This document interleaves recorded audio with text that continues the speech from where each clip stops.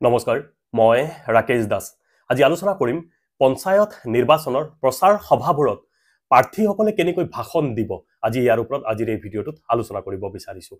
আজিৰ এই ভিডিঅ'টো বনোৱাৰ কাৰণ হ'ল মোক বহুতে হোৱাটছএপত মেছেজ দিছে মোক ফোন কৰি জনাইছে যে পঞ্চায়ত নিৰ্বাচনৰ বাবে সৰল ভাষাত ভাষণ মোক এটা লিখি দিব মই বহুতকে হোৱাটছএপত লিখি দিছো আৰু বহুতক লিখি দিব পৰা নাই কাৰণ সকলোকে লিখি দিয়াটো সম্ভৱ নহয় আজি এই বিষয়ে আলোচনা কৰিম আৰু আপোনালোকে যেতিয়া মঞ্চত থিয় হ'ব যেহেতু আপোনালোকে অলৰেডি নমিনেশন ফৰ্ম কালেক্ট কৰিছে সাবমিট কৰিছে অলৰেডি সাগে স্কুটনি হৈ গল এতিয়া মূল কথা এতিয়া আপোনালোকে ঘৰে ঘৰে যাব সৰু সৰু মিটিংবোৰত কথা ক'ব আৰু পাব্লিকে আপোনালোকৰ মুখৰ কথা শুনি প্লাই আপোনালোকৰ প্ৰতি আকৰ্ষিত হৈ প্লাই আপোনালোকক ভোট দিব যদি আপুনি ভাষণ দিব নোৱাৰে আপুনি এগৰাকী ভাল লিডাৰ হ'ব নোৱাৰে ভাল নেতা হ'ব নোৱাৰিব ৰাইজে অনুভৱ কৰি ল'ব যে তেখেতে ভালকে ভাষণ দিব নোৱাৰে কথা ক'ব নাজানে আমি কেনেকুৱা ধৰণৰ প্ৰাৰ্থী সিলেক্ট কৰিলো ইটো একোৱে নাজানে এনেকুৱা ধৰণৰ কথাবোৰ যাতে মানুহে আপোনাৰ প্ৰতি যাতে অনুভৱ নকৰে তাৰ কাৰণে আপুনি অধ্যয়ন কৰিব লাগিব আপুনি যেতিয়া মঞ্চত থিয় হ'ব আপুনি সম্বোধন বেছি দীঘলীয়া কৰিব নালাগে শৰ্টকে কৰিব পঞ্চায়ত নিৰ্বাচনৰ সভাবোৰত যদি আপুনি বেছি দীঘলীয়া কথা কয় মানুহে বৰ পাব আৰু আপুনি এগৰাকী প্ৰাৰ্থী হিচাপে আপুনি কথা কম ক'ব ৰাইজৰ কথা বেছি শুনিব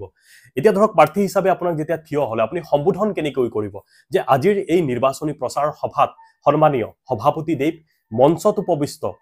গণ্যমান্য ব্যক্তিসকল আৰু সমবেত শ্ৰদ্ধাৰ ৰাইজ বা আই মাতৃসকল মই সকলোকে মোৰ শ্ৰদ্ধা নিবেদিছো বা মোৰ সেৱা আগবঢ়াইছো বা ৰাজনৈতিক অভিনন্দন জ্ঞাপন কৰিছো আপুনি যেনেকে ভাল পায় এই কথাবোৰ আপুনি গুটেই এই কিতাপখনত পাব এই কিতাপখনত 50টাৰ অধিক ভাষণ পাব আপুনি নেতা হোৱাৰ পিছত বিভিন্ন অনুষ্ঠানত সে এক্সাম্পল এতিয়া বিহু মঞ্চত কৰবাত আপোনাক আমন্ত্ৰণ জনাইছে কেনেকে ভাষণ দিব এই কিতাপখনত পাব বা আপুনি জিকি আহাৰ পিছত কেনেকে সম্বোধন মানে ৰাইজে আপোনাক সম্বোধনা জনাব কেনেকৈ ভাষণ দিব গুটেই কথাবোৰ ইয়াতে পাব বা নিৰ্বাচনী প্ৰচাৰবোৰত কেনেকৈ ভাষণ দিব ইয়াতে পাব আৰু বিশেষকৈ এই যি পঞ্চায়তৰ যি পিডিএফ ফাইল ইয়াতে লিখা আছে যে পঞ্চায়ত নিৰ্বাচনী জয়ী হোৱাৰ ৰণকৌশল আপুনি কেনেকুৱা ধৰণৰ ৰণকৌশলবোৰ প্ৰয়োগ কৰিলে আপুনি জিকি আহিব পাৰিব বা পঞ্চায়ত নিৰ্বাচনৰ সুতাল বৈঠকবোৰত ধৰক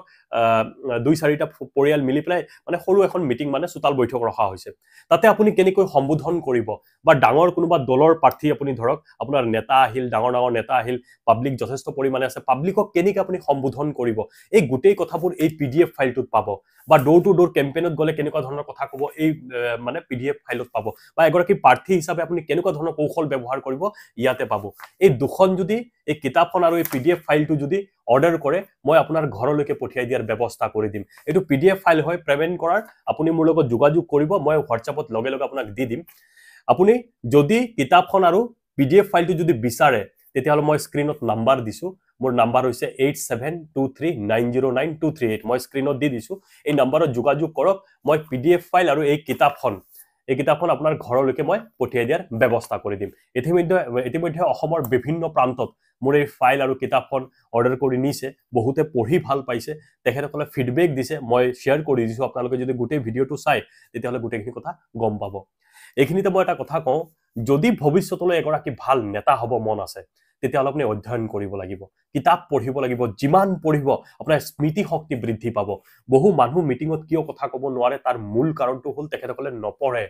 তেখেতসকলে যিখিনি শব্দ প্ৰকাশ কৰিম বুলি ভাবি আহে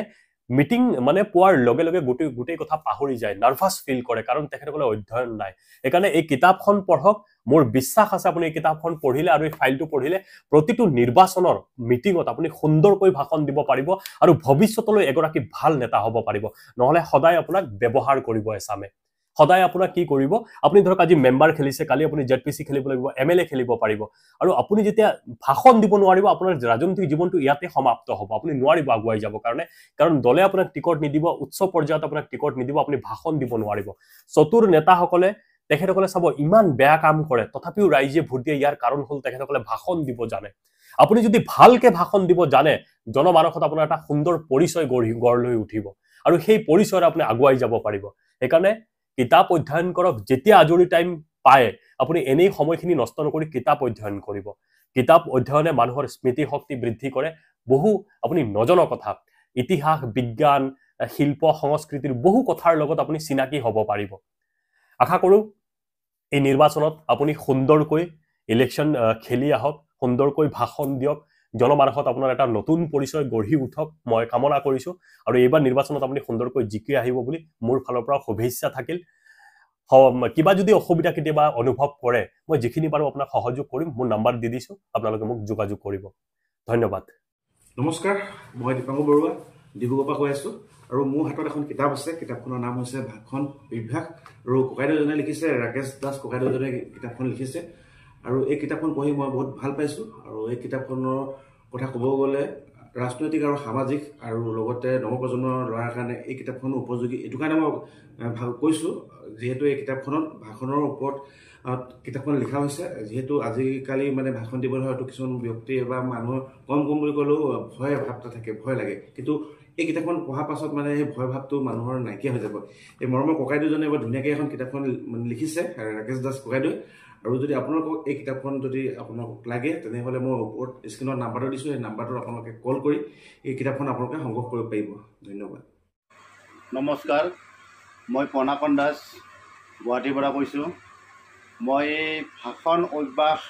নামৰ কিতাপখনৰ স্বত্বাধিকাৰ শ্ৰী ৰাকেশ দাসলৈ মই আন্তৰিক শুভেচ্ছা অভিনন্দন জনালোঁ ভাষণ অভ্যাস নামৰ কিতাপখনে আমাৰ উঠি অহা চামক এটা অনুপ্ৰাণিত কৰিব বুলি মই দৃঢ় বিশ্বাস কৰোঁ কাৰণ এই কিতাপখনৰ পৰা বহুতে জ্ঞান লাভ কৰিব পাৰিব সভাই সমিতিয়ে কেনেদৰে ভাষণ দিব লাগে তাত তন্ন কৰি কথাবোৰ লিপিবদ্ধ কৰা আছে নমস্কাৰ মই নিশা ডেকাই নাওকটাৰ পৰা কৈছোঁ এইকেইদিনতে মই এখন নতুন কিতাপৰ লগত চিনাকি হ'লোঁ কিতাপখনৰ নাম হৈছে ভাষণ অভ্যাস এই কিতাপখনৰ অধ্যয়নে মোক বহুতো নজনা কথা শিকালে আচলতে সভা এখন চলাই নিবলৈ বা সভা এখনত উপস্থিত মানুহখিনিক সম্বোধন কৰি তাৰ বিষয়বস্তুবোৰ ভালকৈ উপস্থাপন কৰিবলৈ যিখিনি আমাক জ্ঞানৰ দৰকাৰ এই জ্ঞানখিনি আমি এই কিতাপখনৰ জৰিয়তে পাব পাৰোঁ আমি বা আমাৰ নতুন প্ৰজন্মই এই কিতাপখনৰ দ্বাৰা যথেষ্ট লাভান্বিত হ'ব বুলি মই আশাবাদী নমস্কাৰ মোৰ নাম মুকুট আহমেদ মই এই ভাষণ কিতাপখন মই পঢ়ি মই যথেষ্ট উপকৃত হৈছোঁ আৰু মই আগত মানে ভাষণ দিয়াত মানে অসুবিধা পাই আছিলোঁ এইখন পঢ়াৰ পিছত মই মানে ধুনীয়াকৈ এতিয়া সভা সমিতিত ভাষণ দিব পৰা অৱস্থাত তেতিয়া ভাল লাগে আৰু মোৰ মানে এইখন পঢ়াৰ পিছত মোৰ কনফিডেন্সটো আহিছে আৰু ভাষণ দিয়াৰ নমস্কাৰ মই দীপাংকৰ শইকীয়া তিনিচুকীয়াৰ পৰা কৈছোঁ ভাষণ অভ্যাস এই কিতাপখন লেখক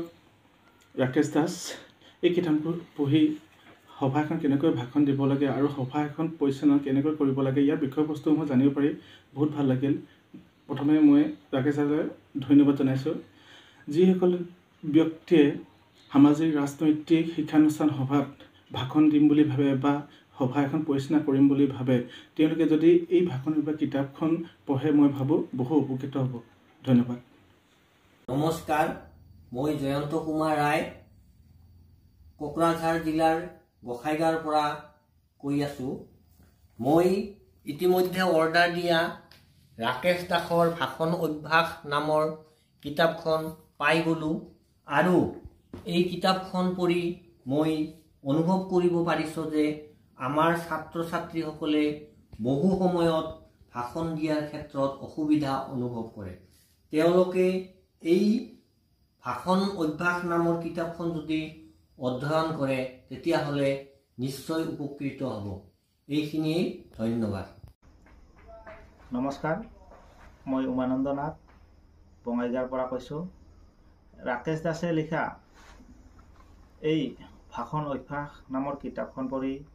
বহুত নজনা কথা জানিব পাৰিছোঁ বিশেষকৈ যিসকল ব্যক্তিয়ে সামাজিক ৰাজনৈতিক কামত জড়িত আৰু ছাত্ৰ ছাত্ৰীসকলে এই কিতাপখন পঢ়ি উপকৃত হ'ব